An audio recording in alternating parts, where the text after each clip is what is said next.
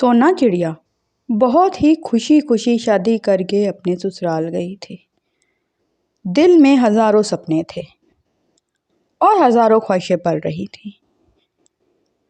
सोना चिड़िया का शौहर चीनू चिड़ा एक अच्छी नौकरी करता था, लेकिन शादी के कुछ ही दिनों बाद उसकी नौकरी चली गई। वो बेरोजगार हो गया। वो दर बदर काम के लिए भटकता रहा, लेकिन उसको कोई काम नहीं मिला। एक दिन सोना चिड़िया ने अपने पति चीनू चिड़े से कहा, चीनू जी, अब तो मैंने अंडा दिया हुआ है। इसमें से कुछ ही दिनों में हमारा बच्चा आ जाएगा। हम पर इस बच्चे की भी जिम्मेदारी आ जाएगी। मुझे तो यही समझ नहीं आ रहा, हम इसका खर्चा कैसे पूरा करेंगे? हम क्या करेंगे? सोना, मैं नौकरी ढूंढने की कोशिश कर रहा हूँ।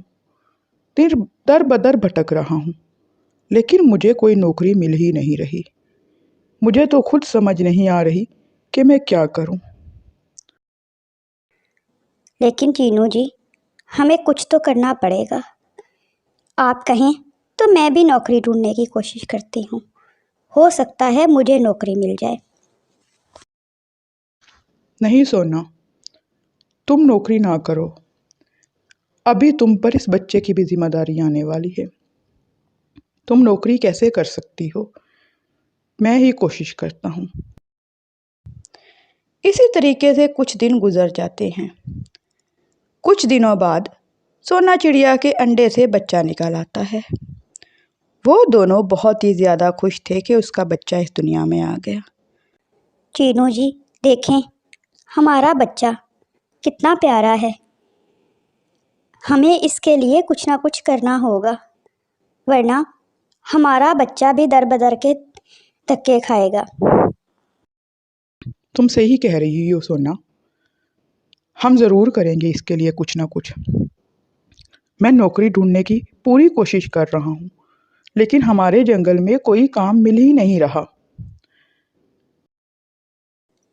चीनू जी, लेकिन हमें कुछ ना कुछ तो करना ही होगा। सोना, मैं साथ वाले जंगल जाता हूँ। हो सकता है उधर कोई काम मिल जाए।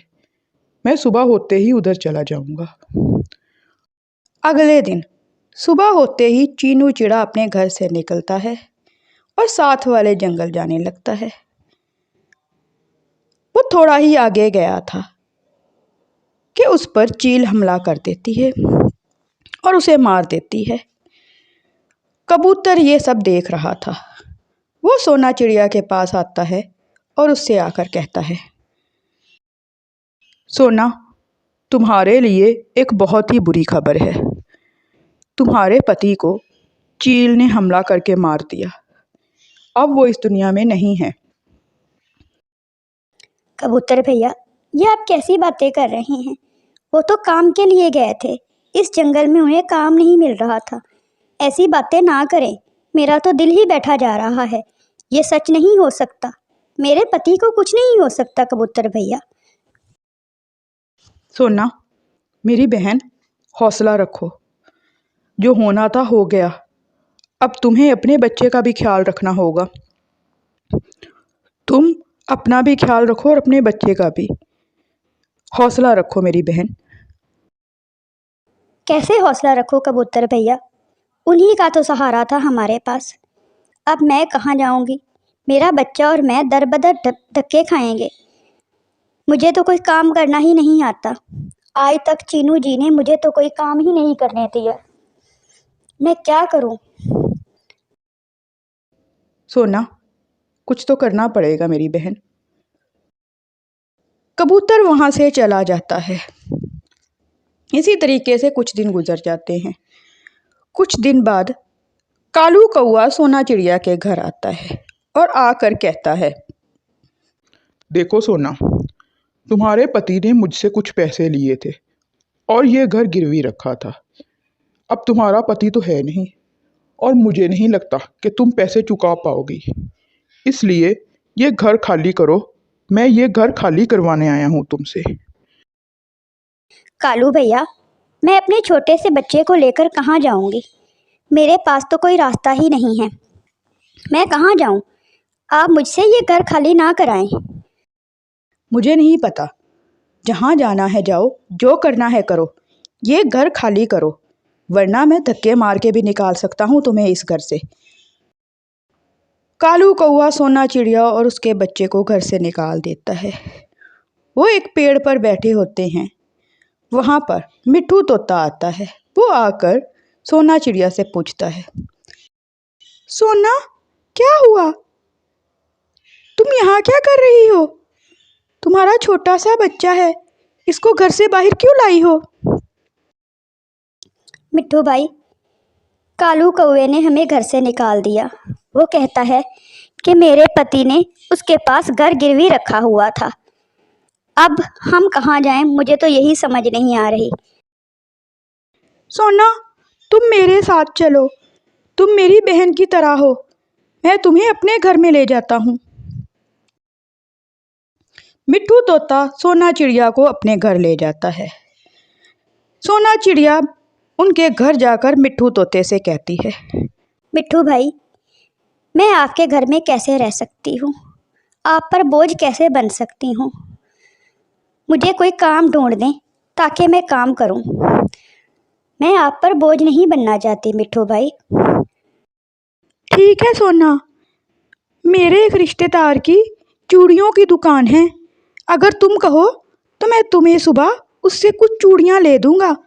तुम उन चूड़ियों को बेचकर उसके पैसे वापस कर देना और मुनाफे से खुद दोबारा चूड़ियाँ ले आना। हाँ ठीक है मिट्ठू भाई, आप मुझे किसी भी काम पर लगा दें।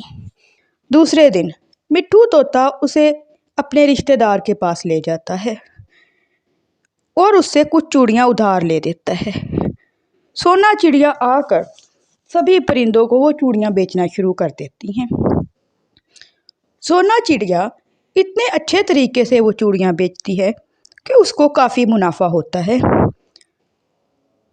वो उधार भी चुका देती है और मुनाफे से दोबारा चूड़ियाँ ले आती है। इसी तरीके से आहिस्ता आहिस्ता वक्त गुजरता जाता है और सोना चिड़िया आहिस्ता आहिस्ता अपने लिए नया घर भी बना लेती है और अपने बच्चे की परवरिश बड़े ही अच्छे तरीके से करनी शुरू कर देती है। सभी परिंदे सोना चिड़िया से ही चूड़ियाँ लेने आते थे। इस तरीके से सोना चिड़िया अपनी ज़िंदगी खुशहाल तरीके से गुजारना शुरू कर देती है। प्यारे दोस्तों, इस कहानी से हमें यह सबक मिलता है, अगर कोई भी परिंदा ये ठान ले कि उसे ये करना है तो वो कर ही गुजरता है। कोई भी कमज़ोर नहीं होता। मुश्किल हालात सब पर आते हैं, लेकिन जो परिंदा उन मुश्किल हालात में हार नहीं मानता वही जीतता है।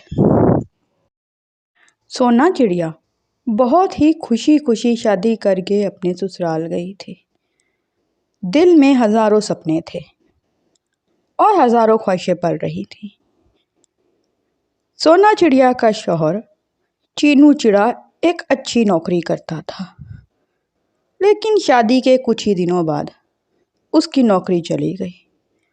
वो बेरोज़गार हो गया। वो दर बदर काम के लिए भटकता रहा, लेकिन उसको कोई काम नहीं मिला। एक दिन सोना चिड़िया ने अपने पति चीनू चिड़े से कहा, चीनू जी, अब तो मैंने अंडा दिया हुआ है। इसमें से कुछ ही दिनों में हमारा बच्चा आ जाएगा। हम पर इस बच्चे की भी जिम्मेदारी आ जाएगी।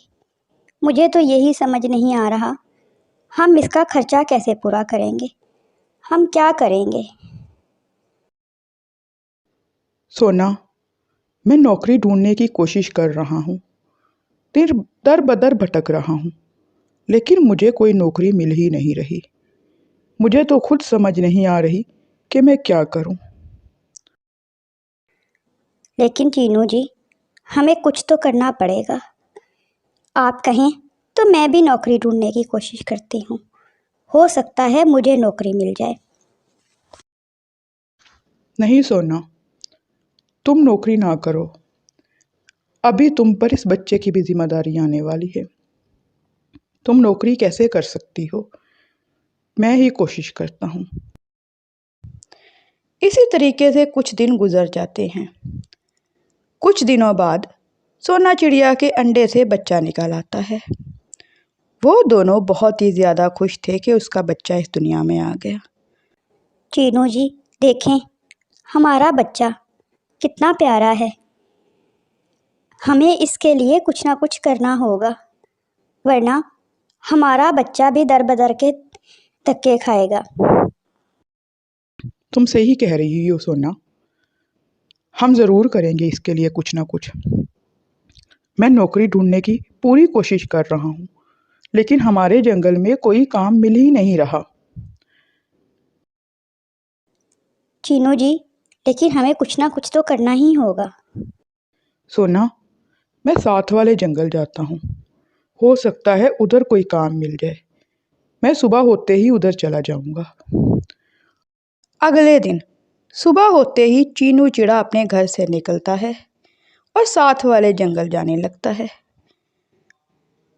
वो थोड़ा ही आगे गया था कि उस पर चील हमला कर देती है और उसे मार देती है। कबूतर ये सब देख रहा था। वो सोना चिड़िया के पास आता है और उससे आकर कहता है, सोना, तुम्हारे लिए एक बहुत ही बुरी खबर है। तुम्हारे पति को चील ने हमला करके मार दिया। अब वो इस दुनिया में नहीं है। कबूतर भैया, ये आप कैसी बातें कर रहे हैं? वो तो काम के लिए गए थे।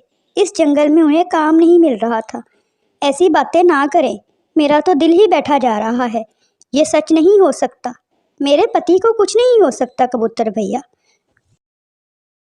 सोना, मेरी बहन, हौसला रखो। जो होना था हो गया। अब तुम्हें अपने बच्चे का भी ख्याल रखना होगा। तुम अपना भी ख्याल रखो और अपने बच्चे का भी। हौसला रखो मेरी बहन। कैसे हौसला रखो कबूतर भैया? उन्हीं का तो सहारा था हमारे पास। अब मैं कहाँ जाऊंगी? मेरा बच्चा और मैं दर बदर धक्के खाएंगे। मुझे तो कोई काम करना ही नहीं आता। आज तक चीनू जी ने मुझे तो कोई काम ही नहीं करने दिया। मैं क्या करूं? सोना, कुछ तो करना पड़ेगा मेरी बहन। कबूतर वहाँ से चला जाता है। इसी तरीके से कुछ दिन गुजर जाते हैं। कुछ दिन बाद कालू कौआ सोना चिड़िया के घर आता है और आकर कहता है, देखो सोना, तुम्हारे पति ने मुझसे कुछ पैसे लिए थे और ये घर गिरवी रखा था। अब तुम्हारा पति तो है नहीं और मुझे नहीं लगता कि तुम पैसे चुका पाओगी। इसलिए ये घर खाली करो। मैं ये घर खाली करवाने आया हूँ तुमसे। कालू भैया, मैं अपने छोटे से बच्चे को लेकर कहाँ जाऊंगी? मेरे पास तो कोई रास्ता ही नहीं है। मैं कहाँ जाऊं?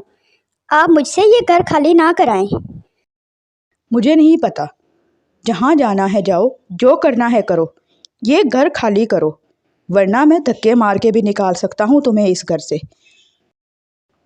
कालू कौआ सोना चिड़िया और उसके बच्चे को घर से निकाल देता है। वो एक पेड़ पर बैठे होते हैं। वहाँ पर मिट्ठू तोता आता है।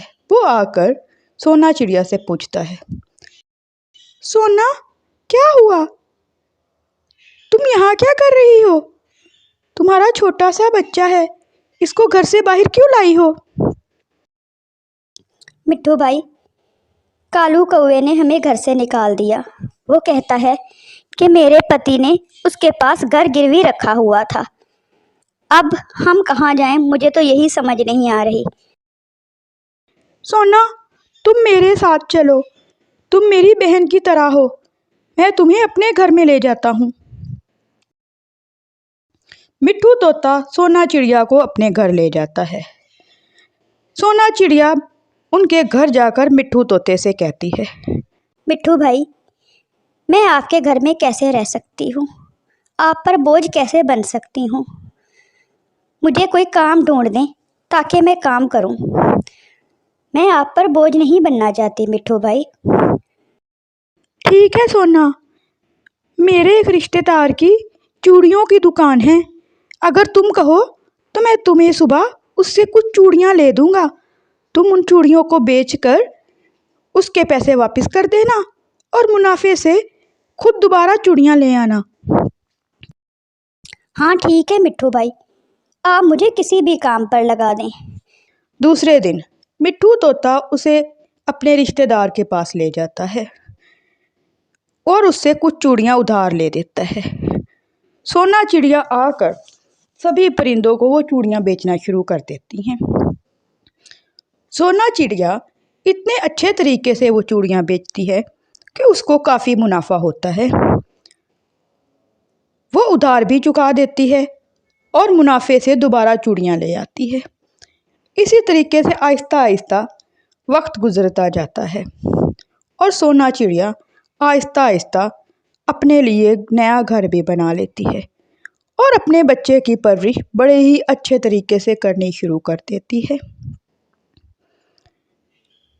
सभी परिंदे सोना चिड़िया से ही चूड़ियाँ लेने आते थे।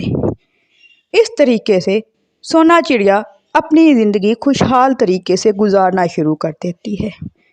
प्यारे दोस्तों, इस कहानी से हमें ये सबक मिलता है, अगर कोई भी परिंदा ये ठान ले कि उसे ये करना है तो वो कर ही गुजरता है। कोई भी कमज़ोर नहीं होता। मुश्किल हालात सब पर आते हैं, लेकिन जो परिंदा उन मुश्किल हालात में हार नहीं मानता वही जीतता है। कालू जी, ये देखें, पके हुए सेबों का दरख्त है। इस पर कितने प्यारे लाल लाल सेब लगे हुए हैं। हमने ये दरख्त पहले देखा है। इस पर तो हमारा ही हक होना चाहिए। किसी और पक्षी को तो हम इसके करीब बैठने भी नहीं देंगे। हाँ हाँ गौरी, तुम बिल्कुल ठीक कह रही हो। इस दरख्त पर तो हम दोनों का ही हक है। कोई और पक्षी इसके करीब आकर तो देखे, फिर मैं उसको सीधा करूँगा। कालू कौवा और गौरी कौवी एक दरख्त पर पके हुए सेब देखते हैं और उस दरख्त पर कब्जा जमा कर बैठ जाते हैं। वो हर रोज़ उस दरख्त से सेब खाते और किसी और परिंदे को उसके करीब भी नहीं आने देते थे। एक दिन एक चिड़िया उस दरख्त से सेब तोड़ रही थी। ऊपर से कालू कौवा और गौरी कौवी आ जाते हैं। छोटी चिड़िया, तुम्हारी इतनी जुर्रत, तुम हमारे दरख्त से सेब तोड़ रही हो? गौरी बहन, ये आपका दरख्त कैसे हुआ? ये तो इस जंगल में लगा हुआ दरख्त है, आपका तो नहीं है ना? इस पे तो सब पक्षियों का हक है। नहीं, इसको मैंने और कालू जी ने पहले देखा था। इस पर तो हम दोनों का ही हक है। निकल जाओ यहाँ से, वरना हम मार मार के भगा देंगे। हाँ हाँ, गौरी बिल्कुल ठीक कह रही है। निकल जाओ यहाँ से नन्ही चिड़िया, वरना मैं इतना मारूंगा कि तुम सारी जिंदगी याद रखोगी। वो दोनों उस छोटी सी चिड़िया को वहाँ से भगा देते हैं और आपस में बात करने लगते हैं। कालू जी, हमें इस दरख्त की रखवाली के लिए कोई पहरेदार रख लेना चाहिए। हम दोनों तो हर वक्त पहरा नहीं दे सकते। ये ना हो कि बाकी सारे परिंदे यहाँ से सेब चोरी करके ले जाएं और हमारे लिए कोई सेब बचे ही ना। हाँ हाँ गौरी, तुम बिल्कुल ठीक कह रही हो। हम आज ही कोई परिंदा ढूंढते हैं जो इस दरख्त की रखवाली करेगा। अभी वो एक दूसरे से बात कर ही रहे थे कि ऊपर से उड़ता हुआ कबूतर आता है। कबूतर आकर उन दोनों से कहता है, कालू भाई, क्या मैं इस दरख्त से एक सेब खा सकता हूँ? मुझे बहुत ज़्यादा भूख लगी हुई है। मैं 2 दिन से भूखा हूँ और मेरे पास कोई काम भी नहीं है। मुझे कोई काम दे दें या एक सेब दे दें। उनके पास एक आइडिया आता है। कालू कौआ कबूतर से कहता है, कबूतर, हम तुम्हें हर रोज़ का एक सेब दिया करेंगे। इसके बदले तुम दिन रात इस दरख्त की रखवाली किया करो। किसी भी परिंदे को इस दरख्त से सेब ना तोड़ने देना, वरना इसके जिम्मेदार तुम खुद होगे। हम तुमसे निपटेंगे। कालू भाई, मैं भी घर से काम की तलाश में ही निकला था। अगर आप मुझे कोई काम दे दें तो आपकी बहुत मेहरबानी होगी। मैं आपका ये एहसान सारी ज़िंदगी नहीं भूल पाऊँगा। हाँ हाँ, ये काम करो तुम इस दरख्त की रखवाली करो। इसके बदले हम तुम्हें हर रोज़ एक सेब दे दिया करेंगे। कालू कौआ और गौरी कौवी घर चले जाते हैं और कबूतर को दरख्त की रखवाली पर बिठा देते हैं। वो हर रोज़ कबूतर को एक सेब दे देते और खुद घर बैठकर सेब खाते और आराम करते। एक दिन गौरी कौवी ने कालू कौवे से कहा, कालू जी, कहीं ऐसा ना हो वो बारीक चोंच वाला कबूतर हमें धोखा ही दे दे। वो कहीं ऐसा ना हो कि हमारे आने के बाद खुद ही सेब खा लेता हो। एक सेब हम देते हैं और एक वो खुद खा लेता हो। नहीं नहीं, ऐसा कैसे हो सकता है? देख लो कालू जी, कहीं सेब खत्म ही ना हो जाए, फिर हमारे पास खाने के लिए कुछ नहीं बचेगा। हमें भी खाने की तलाश में दर बदर भटकना पड़ेगा बाकी परिंदों की तरह। ठीक है गौरी, कल हम जब सेब तोड़ने जाएंगे तब हम वापसी पर सारे सेब गिन कर आएंगे। ठीक है, हम ऐसा ही करेंगे। अगले दिन कालू कौआ और गौरी कौवी सेब तोड़ने जाते हैं। वापसी पर कालू कौआ सेब गिनने लग जाता है। देखो गौरी, अब मैंने सेब गिन लिए हैं। अब हम चलते हैं घर और कबूतर को रखवाली पर बिठा देते हैं। वो दोनों घर चले जाते हैं और कबूतर अपने काम को लग जाता है। वो उस दरख्त की रखवाली करने बैठ जाता है। थोड़ी देर बाद एक चिड़िया आती है। वो आकर कबूतर से कहती है, कबूतर भैया, पूरे जंगल में सूखा पड़ा हुआ है। आपकी बहुत मेहरबानी होगी। मुझे एक सेब दे दें। मेरा बच्चा 3 दिन से भूखा है, उसको खाने के लिए कुछ नहीं मिला। आपकी बहुत मेहरबानी होगी, मुझे एक सेब दे दें। कबूतर पहले तो इनकार करता है, लेकिन फिर कबूतर को उस चिड़िया पर रहम आ जाता है। ये लो नन्ही चिड़िया, ये एक सेब ले लो, लेकिन ये दरख्त मेरा नहीं है, ये कालू और गौरी का दरख्त है और वो दोनों बहुत जालिम हैं। उनको पता नहीं लगना चाहिए कि मैंने तुम्हें एक सेब दिया है।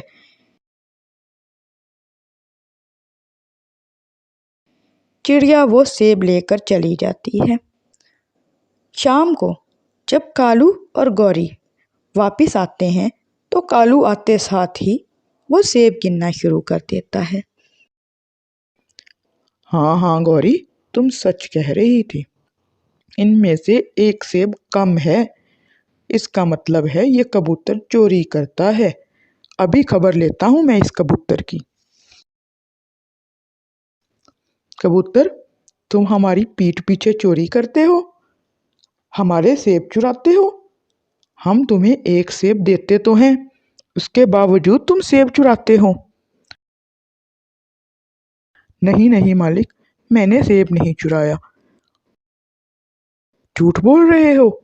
हम कल गिन के गए थे सेब, और आज एक सेब कम है, इसका मतलब है तुमने वो सेब चुराया है। नहीं मालिक, मैंने नहीं चुराया। एक चिड़िया आई थी, वो बहुत ज़्यादा भूखी थी, मैंने तो बस उसकी मदद की है। मैंने सेब नहीं चुराया। ठीक है, तो जब तक तुम उस सेब की कीमत नहीं दे देते, हम तुम्हें कैद करते हैं। अब देखते हैं कि वो चिड़िया तुम्हें कैसे आके बचाती है।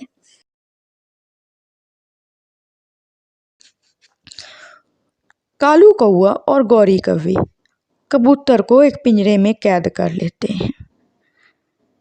वो बेचारा उनसे मिन्नतें करता है, लेकिन उन दोनों को ज़रा रहम नहीं आता। दूसरे दिन चिड़िया आती है और वो कब दूर से ही देख लेती है कि कालू कौवे और गौरी कौवी ने कबूतर को कैद कर रखा है। वो जाती है और दूसरे परिंदों को अपने साथ लेकर आती है। वो सब मिलकर कालू कौवे और गौरी कौवी की खूब पिटाई लगाते हैं और कबूतर को आज़ाद कर देते हैं।